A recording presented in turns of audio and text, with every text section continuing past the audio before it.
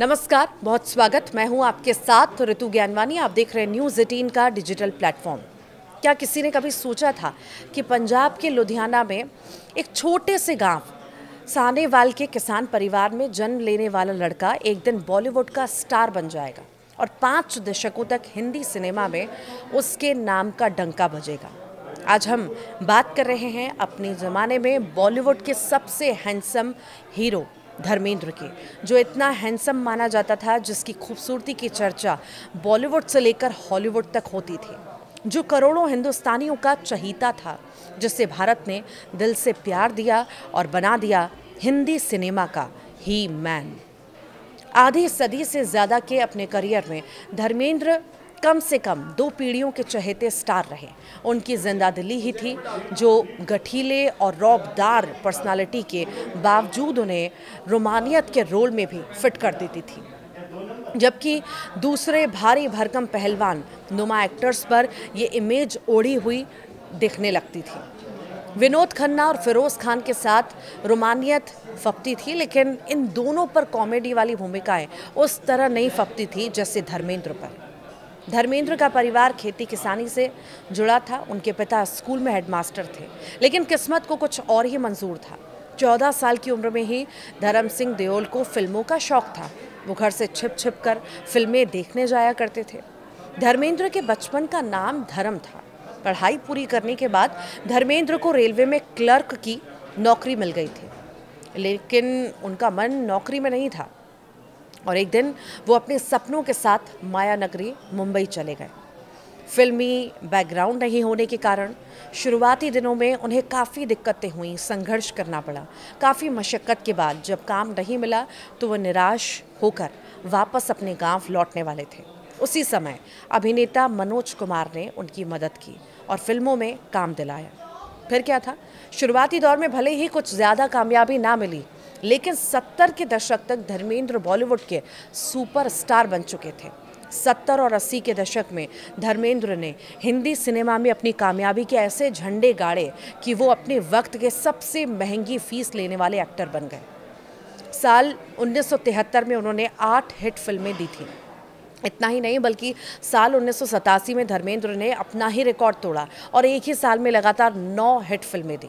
आज भी धर्मेंद्र के नाम ही ये रिकॉर्ड है और कोई इसे तोड़ नहीं सका है। बॉलीवुड के ही मैन धर्मेंद्र का निधन हो गया है। धर्मेंद्र अब हमारे बीच नहीं रहे। इस खबर से बॉलीवुड जगत में शोक की लहर दौड़ पड़ी है।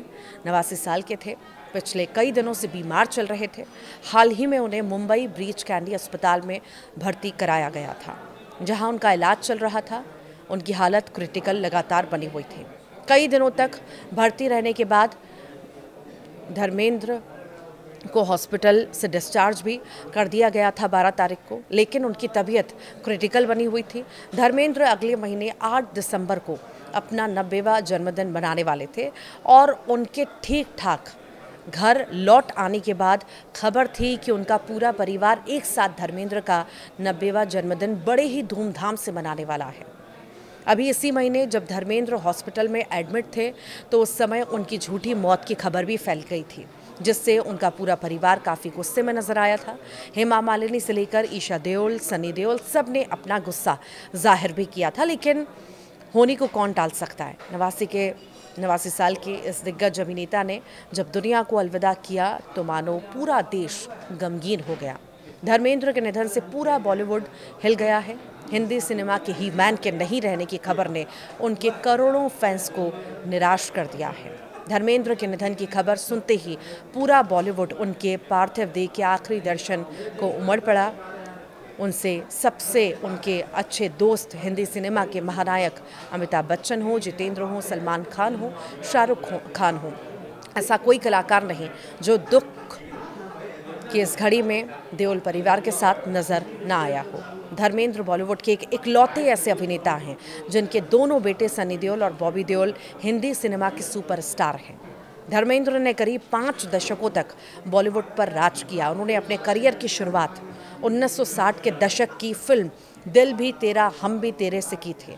उस समय उस फिल्म के लिए धर्मेंद्र को 51 रुपये फीस मिली थी, लेकिन उसके बाद धर्मेंद्र ने रुकने का नाम नहीं लिया।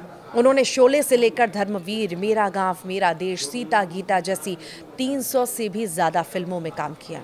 धर्मेंद्र से सिनेमा का नाता कितना गहरा है, इसका अंदाज़ा आप इस बात से लगा सकते हैं कि अपने उम्र के आखिरी पड़ाव में भी वो फिल्मों में नजर आए। साल 2023 में रणवीर सिंह और आलिया भट्ट की फिल्म रॉकी और रानी की प्रेम कहानी में देखा गया था। उस फिल्म में धर्मेंद्र ने रणवीर सिंह के दादा का किरदार निभाया था। उसके बाद धर्मेंद्र 2024 आई फिल्म तेरी बातों में ऐसा उलझा जिया में नजर आए। इस फिल्म में उन्होंने शाहिद कपूर के दादा का किरदार निभाया था। धर्मेंद्र अपनी आखिरी सांस तक हिंदी सिनेमा में काम करते रहे। धर्मेंद्र आज हम सब के बीच नहीं है, लेकिन उनकी आखिरी फिल्म अगले महीने आने वाली है। फिल्म का नाम 21 है, जो कि एक युद्ध पर आधारित है। इस फिल्म में श्वेता बच्चन के बेटे अक्षय नंदा लीड रोल में है, तो वहीं धर्मेंद्र भी इस फिल्म के लिए काफ़ी ज़्यादा उत्साहित थे। उन्होंने फिल्म का ट्रेलर भी सोशल मीडिया पर शेयर किया था। धर्मेंद्र की आखिरी फिल्म 21 सिनेमाघरों में अगले महीने दिसंबर में रिलीज़ होगी। हिंदी भी सिनेमा में लगातार 6 दशक तक उनकी सक्रियता रही। 300 से ज़्यादा फिल्में की। ये बताने के लिए काफ़ी है कि धर्मेंद्र जैसे सुपरस्टार बार बार जन्म नहीं लेते। एक्शन हीरो के तौर पर पहचान बनाने वाले धर्मपाजी ने शोले, मेरा गांव मेरा देश, गुलामी, हकीकत, समाधि, सीता और गीता, धर्मवीर, गुलामी, बंटवारा जैसी बेहतरीन फिल्में की। एक तरफ धर्मेंद्र ने एक्शन हीरो के तौर पर पहचान बनाई थी, तो वहीं चुपके चुपके और प्रतिज्ञा जैसी फिल्मों में उन्होंने अपने शानदार अभिनय से ये बता दिया कि 70 mm के पर्दे पर वो केवल मार धाड़ ही नहीं, बल्कि अपनी अदाकारी से लोगों को हंसा भी सकते हैं। दोस्त और अनुपमा जैसी फिल्मों में उन्होंने अभिनय की ऐसी लकीर खींची जो कभी नहीं मिटेगी। 70 और 80 के दशक में धर्मेंद्र ने बॉलीवुड में कामयाबी का ऐसा झंडा गाड़ा कि उनकी कास्टिंग ही किसी भी फिल्म के लिए सफलता की गारंटी बन जाती थी। 1973 में उन्होंने एक के बाद एक 8 सुपरहिट फिल्में दी और फिर 1987 में उन्होंने अपनी ही रिकॉर्ड को तोड़कर एक साल में 9 फिल्में की, जो दिखाती हैं कि उनका लगाव बॉलीवुड से कितना था, फिल्मों को लेकर के कितना ज़्यादा लगाव था, काम को लेकर के कितना ज़्यादा लगाव था। और जब आज वो हमारे बीच नहीं हैं तो सबकी आंखें नम हैं। सभी श्रद्धांजलि देने के लिए, आखिरी दर्शन करने के लिए पहुंच रहे हैं।